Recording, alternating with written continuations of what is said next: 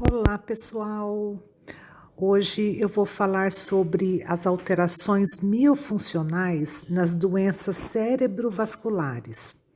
O cérebro, ele precisa de oxigênio e nutrientes que o sangue fornece. Se esse suprimento for restrito ou interrompido, as células cerebrais começam a perder suas capacidades e podem até morrer. Com base nessa ideia, o acidente vascular cerebral, o AVC, pode ser definido como uma doença grave que ocorre quando o suprimento sanguíneo é interrompido em decorrência de anormalidades nos vasos sanguíneos, que podem ser decorrentes de oclusão ou ruptura de um vaso. A Organização Mundial da Saúde define o acidente vascular cerebral como o desenvolvimento de sinais clínicos de comprometimento focal ou global da função cerebral, com sintomas com duração de 24 horas ou mais, ou evoluindo para óbito, sem causa aparente, além do acidente vascular cerebral. Outra definição importante a ter em conta é que o acidente vascular cerebral refere-se a qualquer distúrbio em que uma área do cérebro é afetada temporária ou permanentemente por isquemia ou hemorragia, como um ou mais vasos sanguíneos afetado por um processo de doença. Dentro das doenças cerebrovasculares, nós podemos distinguir o AVC isquêmico, que é o mais comum, pois representa 80% dos casos, e o resultado de oclusão vascular devido à presença de um coágulo. Dentro dessa patologia, dentro do AVC isquêmico, pode ser distinguido o ataque isquêmico transitório, sendo episódios de declínio neurológico focal de curta duração, com recuperação total da pessoa em menos de 24 horas. E dentro deles podem ser distinguidos o ataque isquêmico transitório carotídeo e o vértebro-basilar. O carotídeo, que se manifesta com disfunção motora dos membros e face contralaterais, perda de visão, afasia e sintomas sensoriais. Agora, o ataque isquêmico transitório vértebro-basilar tem a presença de disartria, que é o distúrbio da execução motora da fala, a disfagia, que é o distúrbio de deglutição, diplopia, vertigem, ataxia, com uma coordenação de movimento prejudicada, distúrbios sensoriais, disfunção motora, assim com qualquer combinação. O infarto cerebral ou acidente vascular cerebral isquêmico estabelecido ocorre quando uma isquemia cerebral é longa o suficiente para produzir uma área de necrose, e isso geralmente ocorre quando o distúrbio neurológico dura mais de 24 horas. Dependendo do mecanismo do infarto cerebral, pode ser trombótico, embólico ou hemodinâmico. O AVC hemorrágico, que é a entrada de sangue no cérebro, secundária à ruptura de um vaso sanguíneo. Dada a complexidade dos acidentes vasculares cerebrais, em termos de classificação e localização da lesão, é complexo estabelecer suas manifestações clínicas de forma concreta, pois em cada uma das lesões a sintomatologia é diferente. Apesar disso, os mais comuns são, no caso de um ataque isquêmico transitório, os sintomas duram menos de 24 horas, geralmente variando de alguns segundos a cerca de 10 a 15 minutos. Dependendo da localização, os sintomas podem ser os seguintes. No território carotídeo, o sintoma mais evidente é a perda visual completa ou incompleta em um olho, assim como a afasia ocorre no hemisfério dominante. Outros sintomas podem ser disatria, paresia faciobraquial, contralateral, distúrbios sensoriais.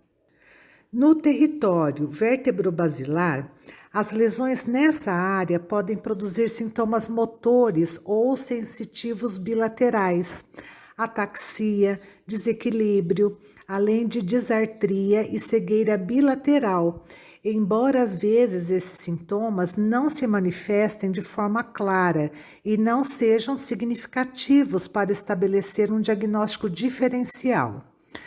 Num infarto cerebral ou acidente vascular cerebral isquêmico, existem também sintomas diferentes, dependendo da forma como a lesão ocorreu, observando o seguinte: déficits motores ou sensoriais flutuantes e cegueira monocular.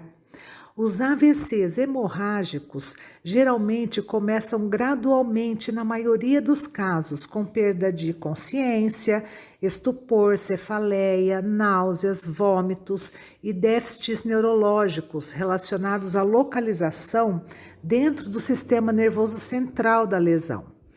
Quando é realizada a avaliação inicial do paciente com essa patologia, os sintomas mais observados são a afasia não fluente, quando a lesão está no hemisfério dominante, consciência prejudicada também, uma hemiplegia, alterações sensoriais nos casos agudos, o estado de consciência mínima.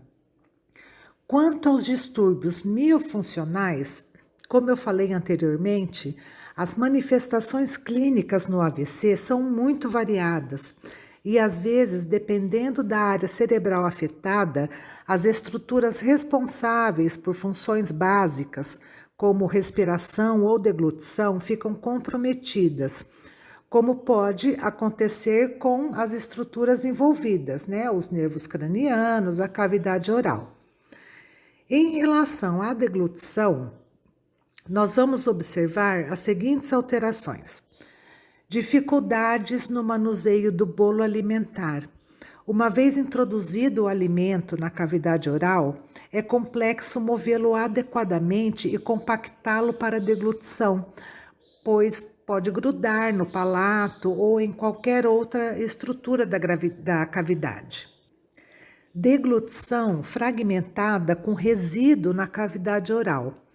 Em decorrência das dificuldades de manuseio do bolo alimentar, a deglutição do alimento é feita várias vezes, deixando sempre o restante do alimento na cavidade. Pode acontecer também uma desaceleração do reflexo de deglutição. O reflexo de deglutição é acionado para impulsionar o alimento e proteger a laringe. Se esse reflexo for retardado, o fechamento da via aérea para a proteção da laringe chega tarde demais e pode produzir aspirações e penetração de alimentos nas vias aéreas, com suas consequências e complicações como a pneumonia. Pode acontecer também uma redução do peristaltismo faríngeo. O peristaltismo faríngeo é a contração muscular que se inicia na nasofaringe em direção à hipofaringe durante a deglutição. Quando há redução dessas contrações, o alimento tem dificuldade de chegar ao esôfago. Outra coisa é a presença de refluxo nasal, como consequência de um fechamento incompleto. Vestígios de alimentos, principalmente líquidos, podem sair pelo nariz. E a cialorreia, sendo uma patologia oral que consiste no excesso de saliva na cavidade oral. Se focarmos na fala, as alterações mais comuns são a velocidade de fala variável, com tendência a desacelerar. A velocidade de fala durante as produções varia, embora geralmente seja mais lenta. A articulação lenta e as distorções consonantais. A articulação costuma ser tensa, principalmente nos fonemas consonantais, podendo até condicionar a inteligibilidade da fala da pessoa. Outra coisa são as pausas inadequadas entre as palavras. Durante as emissões, ocorrem pausas entre as palavras que compõem a fala, que podem ser causadas por alterações na articulação e até mesmo na mecânica respiratória. Tem também a intensidade diminuída. O volume da fala diminui, agravando essa situação no final das frases.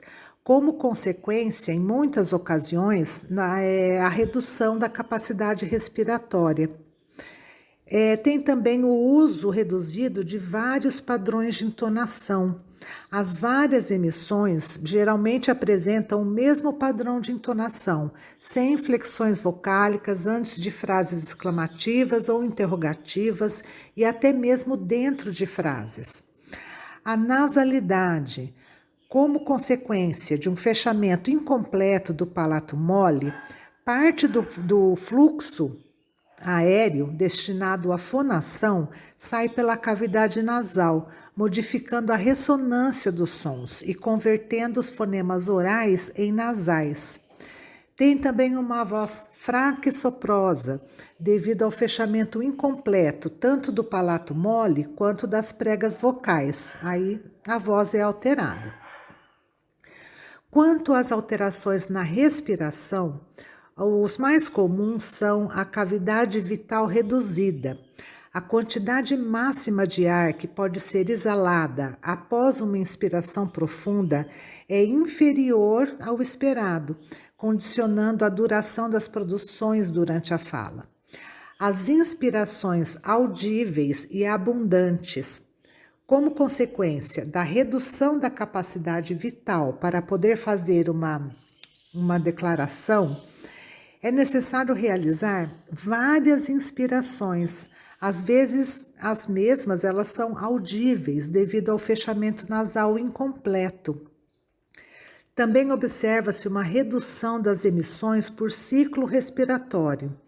As produções orais são mais curtas, pois o fluxo de ar em cada ciclo respiratório é menor. Além das alterações miofuncionais que eu já falei, também é comum encontrar alterações de sensibilidade, que podem ser extraorais, e acometer a face, ou intrabucais, e condicionar a sensibilidade da cavidade oral. Essas alterações na sensibilidade podem causar hipernasalidade, ou seja, uma resposta aumentada ou uma hiponasalidade, sendo uma resposta diminuída a diversos estímulos térmicos e táteis e até mesmo a consistências alimentares. Quanto à intervenção, a primeira coisa que devemos ter em mente é o fato de que, para realizar uma intervenção adequada em cada uma das alterações que eu falei, é essencial que uma avaliação seja realizada por um fonoaudiólogo especialista em terapia miofuncional.